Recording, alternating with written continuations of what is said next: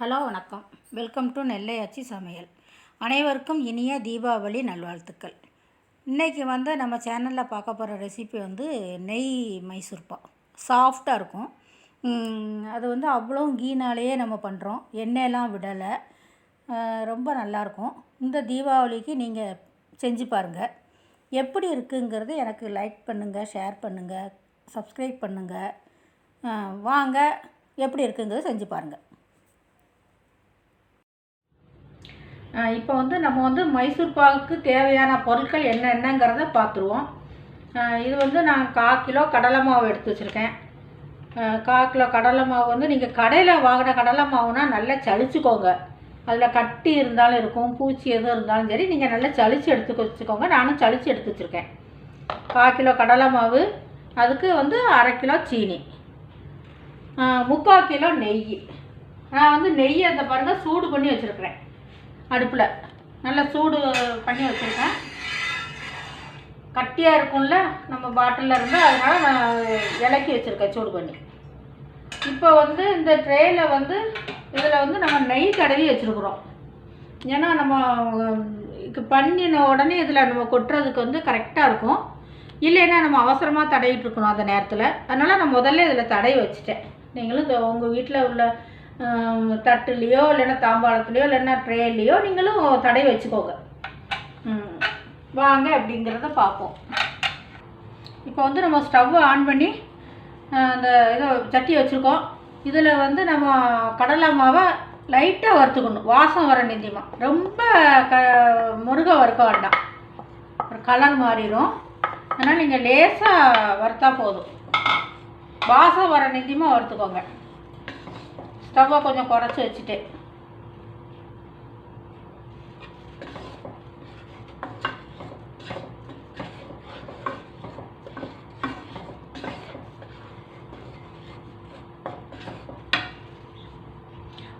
ஒரு 10-15 நிமிஷம் வாசம் வர நின்று வறுத்துக்கோங்க. இப்போ பாருங்கள், கடலை மாவு நல்லா வாசம் வர நின்று வறுத்துட்டோம். இப்போ இந்த நெய்யை ஒவ்வொரு கரண்டியாக விட்டு கொஞ்சம் தண்ணியாக விரைய வச்சுக்கணும். அப்போன்னா நம்ம சீனியை காய்ச்சி ஊற்றும் போது கட்டி தட்டாமல் இருக்கும்.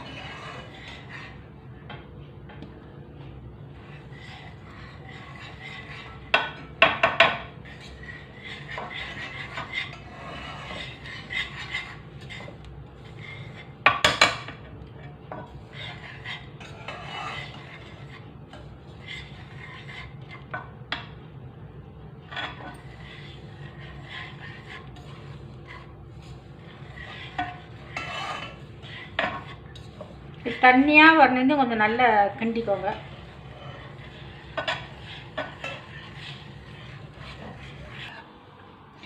இப்போ பாருங்கள், இந்த பாருங்கள், அந்த தண்ணி பதத்தில் அப்படி கரைச்சி வச்சுக்கோங்க. அப்போனா கட்டி வராது. இப்போ நம்ம ஒன்று போல் கரைச்சி வச்சிட்டோம். கடலை மாவும் நெய்யும் விட்டு நம்ம அப்படி நல்லா கலக்கி வச்சிட்டோம். இப்போ ஸ்டவ் பற்ற வச்சு இந்த சீனியை நம்ம பாகு காய்ச்ச போகிறோம். இந்த சீனிக்கு நம்ம 600 சீனிக்கு 300 தண்ணி விட்டுருக்கோம். ஒரு டம்ளரில் 300 தண்ணி விட்டுட்டு இந்த சீனி பாகு காய்ச்ச போகிறோம். பாகு ஒரு இது போதும், ஒரு இலை. இப்படி ஒரு இலையும் திருப்பி கொஞ்சம் 2வது இது வர வேண்டாம், கொஞ்சம் வந்தால் போதும்.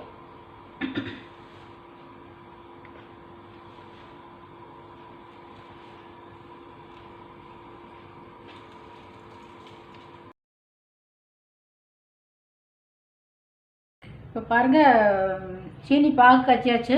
இந்த கம்பி பதம் இந்த இருக்குல்ல, இந்த கம்பி பதம் வந்ததும் இறக்கியாச்சு. இதை நம்ம இதில் ஊற்றி கிண்டணும். ஸ்டவ் பற்ற வச்சுட்டு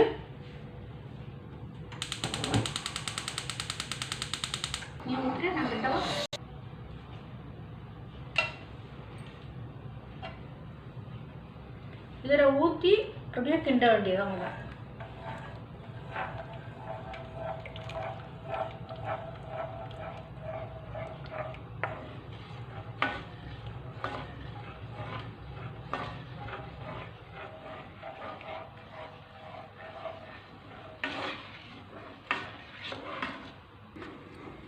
இப்போ வந்து நம்ம சீனி பாகை விட்டு கிண்டிக்கிட்டே இருக்கணும்.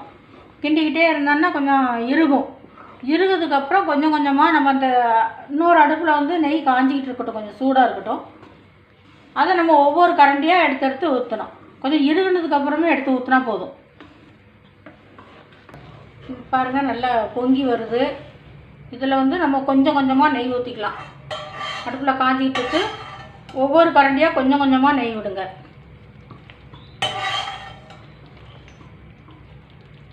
நெய் விட்டு விட்டு கிண்டிக்கணும். பாருங்கள், முன்னை விட இப்போ நல்லா கெட்டியாக இருக்குது.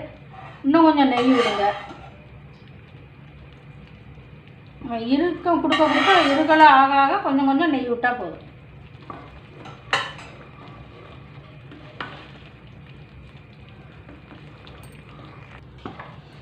இந்த பாருங்கள், நல்லா இறுகி ஒன்று போல் வந்துட்டு இப்போ வந்து நம்ம இதில் வந்து தட்டிடலாம்.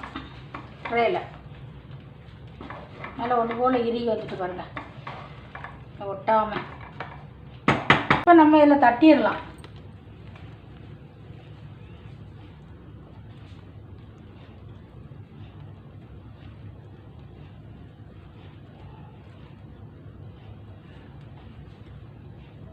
பாருங்கள், நல்லா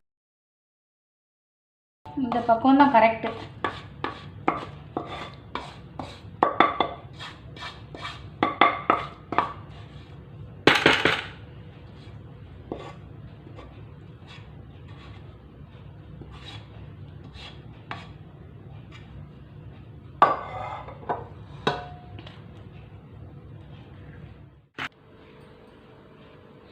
பாருங்கள், ட்ரேயில் கொட்டிட்டு கொஞ்சம் ஆறுனதுக்கப்புறம் கத்தியில் நெய் தடவிட்டு துண்டம் போடுங்க. துண்டம் போட்டு கொஞ்சம் நேரம் கழிச்சிட்டு நீங்கள் எடுத்தீங்கன்னா வந்துடும். இந்த பாருங்கள், நல்லா வந்திருக்குது. நல்லா சாஃப்டாக இருக்குது. நீங்களும் உங்கள் வீட்டில் ட்ரை பண்ணி பாருங்கள், செஞ்சு பாருங்கள். தீபாவளியை இனிப்போட சந்தோஷமாக கொண்டாடுங்க. இந்த ரெசிபி பிடிச்சிருந்துன்னா எனக்கு ஷேர் பண்ணுங்கள், லைக் பண்ணுங்கள், கமெண்ட் பண்ணுங்கள், சப்ஸ்கிரைப் பண்ணுங்கள். மீண்டும் அடுத்த ரெசிபியில் நான் உங்களை சந்திக்கிறேன். நன்றி, வணக்கம்.